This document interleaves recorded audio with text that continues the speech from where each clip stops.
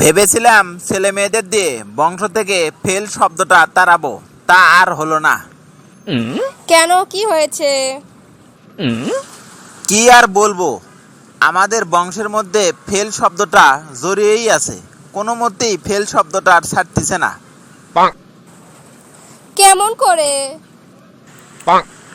আর বলো না, আমার দাদা মারা গিয়েছিল গাড়ি ব্রেক ফেল করে। সেই খবর শুনে আমার দাদি মারা গিয়েছিল হার্ট ফেল করে। ওইদিকে আবার আমার এক ভাই আইফেল টাওয়ার দেখতে গিয়ে দুর্ঘটনায় মারা গিয়েছিল। গত বছর মেয়েটা এইচএসসিতে ফেল করলো, আবার এই বছর ছেলেটাও এসএসসিতে ফেল করলো।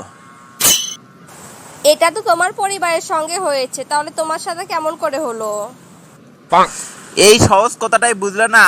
আমার স্ত্রী হিসেবে তুমি তো একটা রাইফেল, কথা বললেই মুখ দিয়ে যেন গুলি ছোড়ে। আর সবচেয়ে বড় কথা হলো আমার নামও তো Naufel. Zile, zile, zile, zile, eu